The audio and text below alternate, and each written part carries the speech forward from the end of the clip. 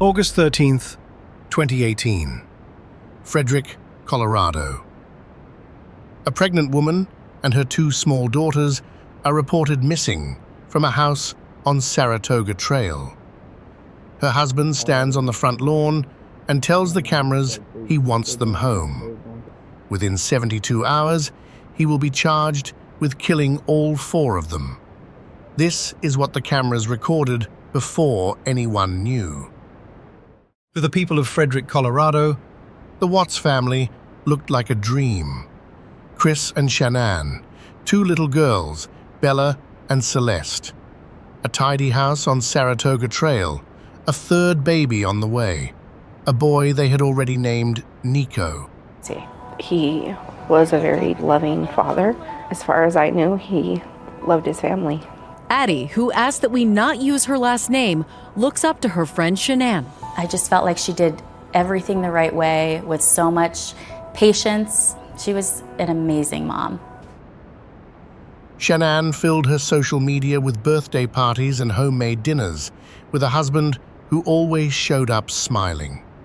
That's what we kind of did with Shanann's Facebook page. They look very in love, you know, they seem like a very in love kind of couple, at least on social media. You know, is that what you saw in real life too, or did you see anything else? No, that's exactly how they were around us. I mean, it was always hands all over, you know, one another, and it was always fun, laughing. So yeah, I mean, there was no... Friends called them the couple who had it all. No one, not the neighbors, not the family, not even Shanann, could see his account did not change much.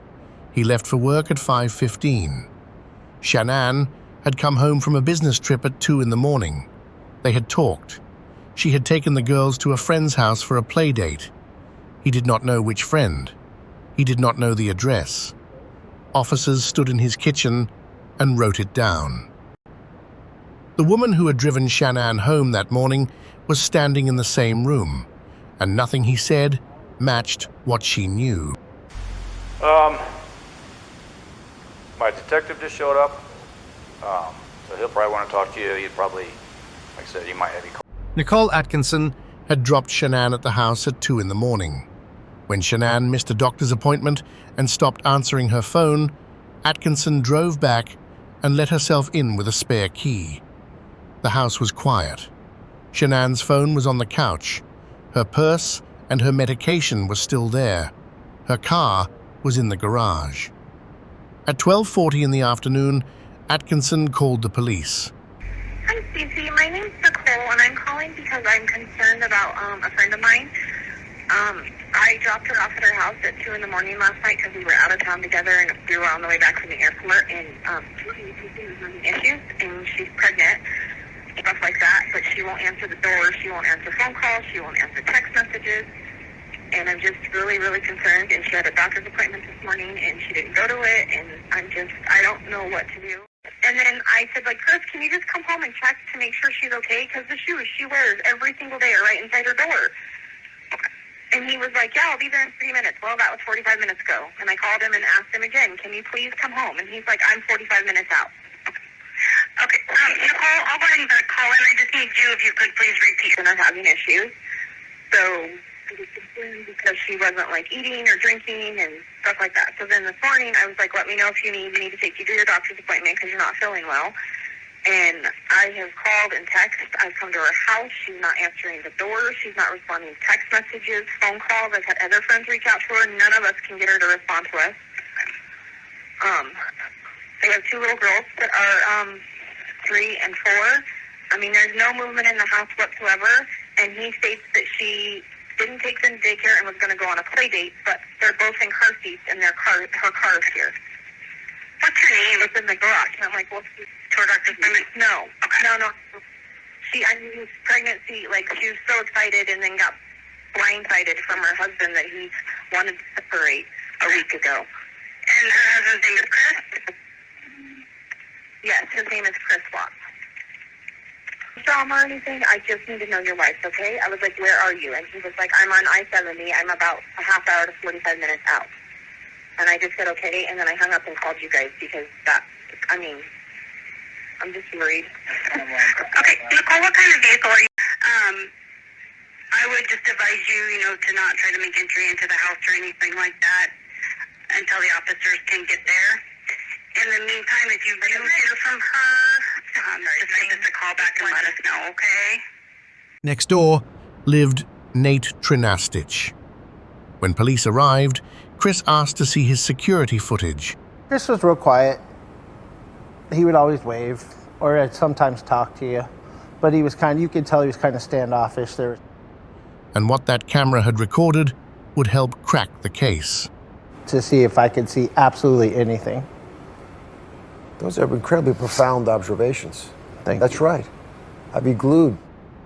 But it was something small that stayed with Nate. That morning, for the first time ever, Chris had backed his truck up to the house. But I thought that was a little bit odd because I had never seen him really back his truck into the driveway ever. He always parked it out front. So I definitely thought it was kind of odd. It just seems kind of odd to me. Why would he pull the truck up and go to the garage? Right. Yeah, I've never seen him pull it back. I've never seen him. If he loads his stuff, he normally just walks back and forth because I get him on camera. What does he usually load up? All he usually has is a lunchbox and a book bag, looks like a computer, and usually a water jug. That's it. Any other neighbors have cameras around here, you know? I'm sure a bunch of them do, but not that I know of. Okay. You guys looking out? Hey, I'll look at it. Yeah. I'll do a search here in a minute. All these boards kept coming up missing, so we moved in here. I put this in. And like you said, someone was breaking into it. He said that someone was breaking into his toolboxes of his truck. So I told him he could. Because when he was parking his truck over here, the other thing was odd is while she was gone, he kept parking his truck and her car over here. And I used to see him walk out of his house right here. He took the car out of the garage? Oh, the car was parked over there for a long time, like a couple days. This is past weekend? No. It was when she was gone for the 6 weeks. Oh. But I thought it was kind of odd that he never parked in front of here or right here. He said someone broke into his truck and he parked over here. I have no idea. By the second day, the story had left Colorado. National outlets ran Shanann's photographs. The posts she had made about her marriage were read out on morning television. People who had never met the family argued about the husband. The people who had met him defended him. And a lot of snow. How was Chris as a father as far as you could see? He was a very loving father. As far as I knew, he loved his family. Addie, who asked that we not use her last name, looks up to her friend Shanann.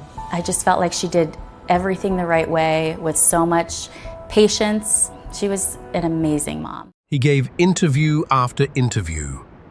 He told the cameras he wanted his family back in the house, safe. But if they're not safe right now, that's the not knowing part. Like, if they're not safe, last night I had every light in the house on. I was hoping that I would just ran over by the kids running in the door and just like barrel rushing me, but it didn't happen. And it was. He said he had no idea where they could be. Something, and it was just like, it was tearing me apart last night, and I needed that. I needed that last night, and. To millions watching, it was the face of a father in agony. To the detectives already watching him, something wasn't adding up. What would you like to tell your wife and your kids? Shanann, Bella, Celeste, if you're out there, just come back. Like, if somebody has her, just please bring her back. I need to see everybody. I need to see everybody again. This house is not complete without anybody here. Investigators pulled his phone. What came back was a second life running underneath the first one. Months of messages, hotel nights, a relationship kept entirely separate from the house on Saratoga Trail. In the interrogation room, they gave him the chance to say it himself. He had been seeing her since June. Infidelity. I have never cheated on my wife.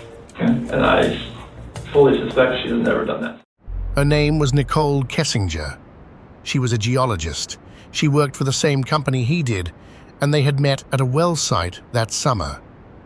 She would later tell investigators that he had said he was separated, that the divorce was already moving, that the paperwork was almost done. She searched his wife's name. She searched wedding dresses. On the day the story broke, she went to the police herself. She was never charged. For 3 days, he kept talking to police, to reporters, to his wife's friends. He asked people to pray. He said the house felt empty without them. The neighbor who had handed over his security footage watched all of it from across the street. He's over here telling you 3 times what he took out, what he did. On August 15th, he agreed to a polygraph examination. He was told the questions in advance. He was told what the machine measured. He answered them anyway. The examiner scored the result at -18. Anything below -4 is recorded as deception. Then they brought his father into the room. Do you know where Shanann is now? No. Did you physically cause Shanann's disappearance? No. Are you lying about the last time you saw Shanann? Right below. Chris Watts. When the polygraph failed, the room changed. Hour after hour, the story he had built began to collapse. First, he blamed Shanann.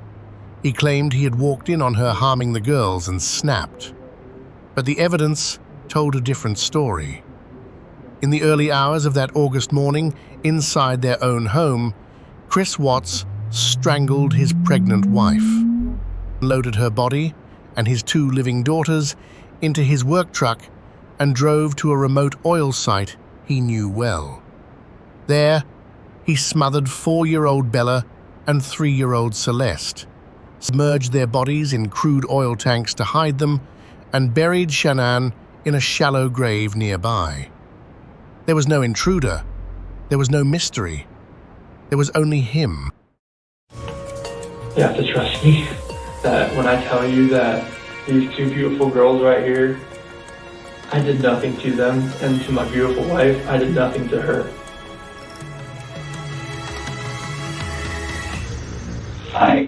If they're not safe, last night I had every light in the house on. I was hoping that I would just get ran over by the kids running in the door and just like barrel rushing me, but it didn't happen. And it was. What would you like to tell your wife and your kids? Shanann, Bella, Celeste, if you're out there, just come back. Like, if somebody has her, just please bring her back. I need to see everybody. I need to see everybody again. This house is not complete without anybody here. Please.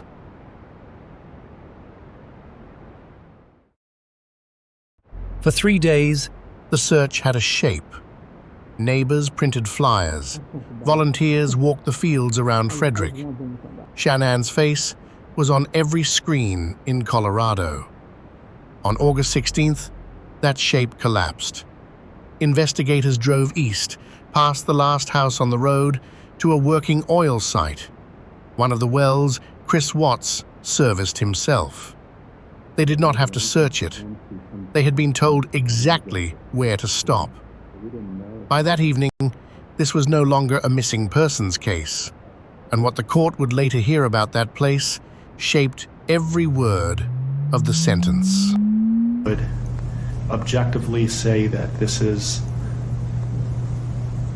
perhaps the most inhumane and vicious crime that I have handled out of the thousands of cases that I have seen, and nothing less than a maximum sentence would be appropriate. The case against Chris Watts was built not on a single confession, but on everything around it. Nichole's testimony, the neighbor's camera, the searches on his phone, the timeline that never held. She went on a play date with her other 2 daughters, but like if she went on a play date, they're both in car seats. Why would she not take her car? Agent Tammy Lee had sat across from dozens of liars. Right now, there's only one person in this room that knows what the truth is, and in about 5 minutes, there's going to be 2 of us. So That's the coolest part.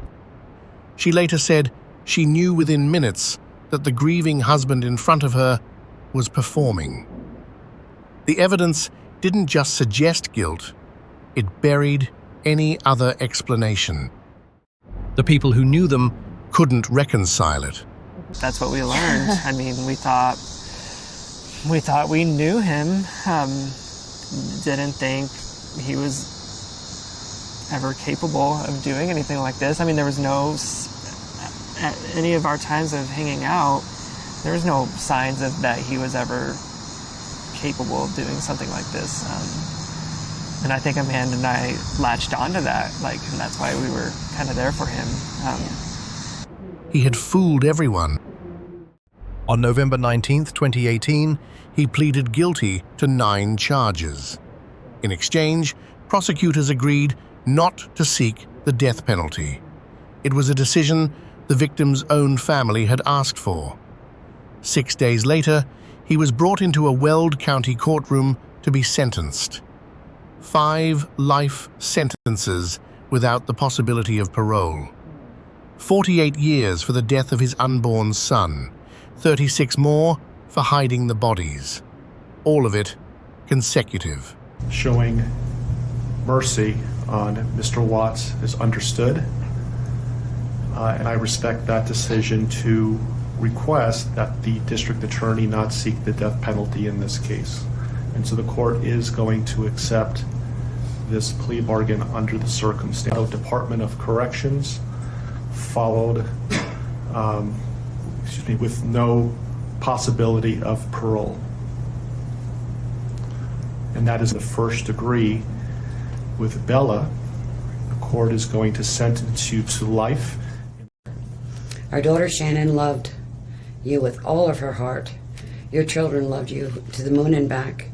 Shannon's family was her world. Shanann put a crown on your head.